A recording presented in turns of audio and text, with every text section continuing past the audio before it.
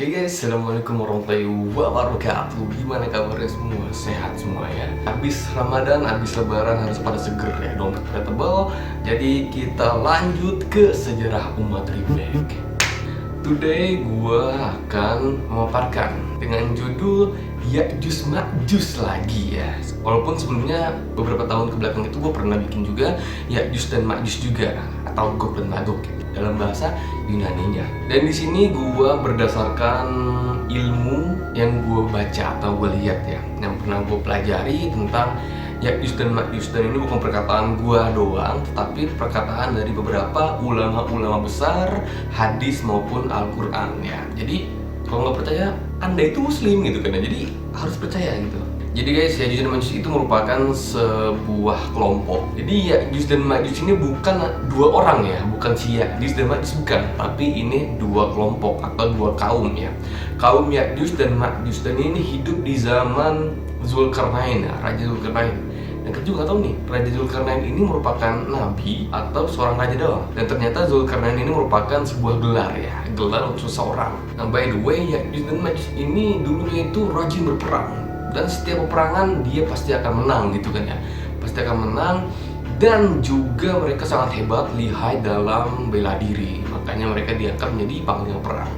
Nah suatu ketika mereka ini sombong gitu, sombong karena mereka itu merasa dari mereka tuh kayak, wih udah keren nih, siapa sih yang berani gua gitu kan. Akhirnya mereka pesta dan mabuk. Dan kutipan ini gue baca ya, gue baca dari buku Ya'juj Ma'juj karya orang Yunani ya. Dan akhirnya saling membunuh. Dan istilah Allah kutuk mereka menjadi seburuk-buruknya manusia dan dijadikan sebuah ujian terberat manusia di akhir zaman. Seketika itu ada orang yang lari dari suatu daerah bertemu dengan Raja Zulkarnain, dan dia memohon kepada Raja Zulkarnain untuk membangun sebuah tembok pembatas antara mereka dan Ya'juj dan Ma'juj.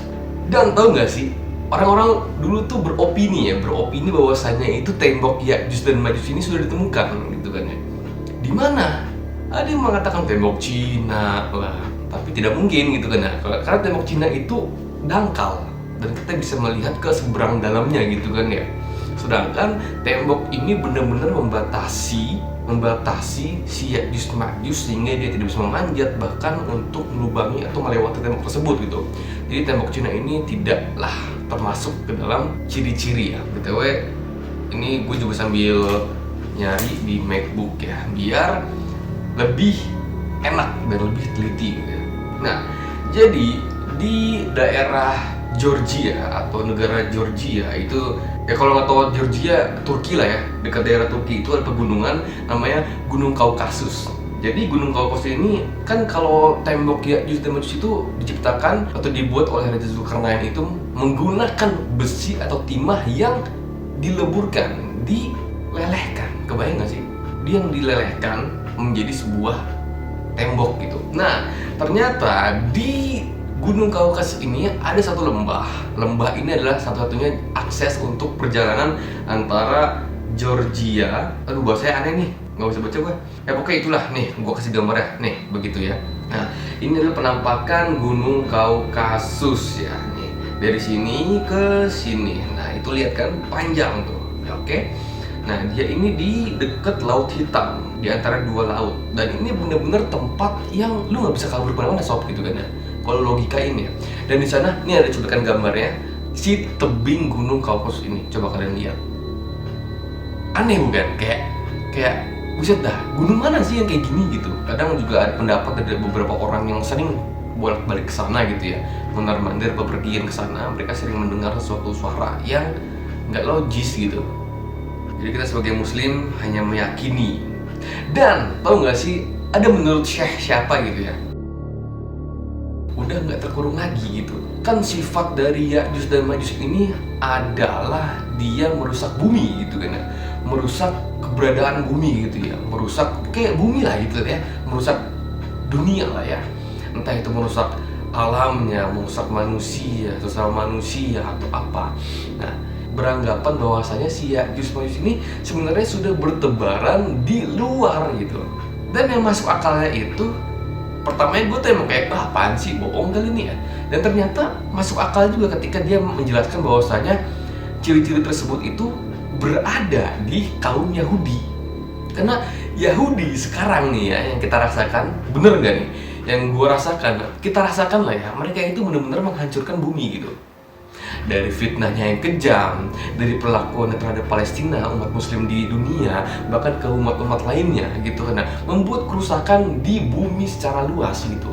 Nah ini sifatnya benar-benar kayak Ya'juj dan Ma'juj, tapi wallahu alam. Akan tetapi dalam hadis yang sahih dikatakan bahwasanya ciri yang benar si Ya'juj dan Ma'juj ini adalah dia akan keluar di hari kiamat nanti sebagai ujian terbesar umat Islam. Jadi gue juga agak ragu, cuman itu boleh lah ya, cocok logi gitu ya. Dan yang kita khawatirkan itu kita hidup di zaman itu gitu ya.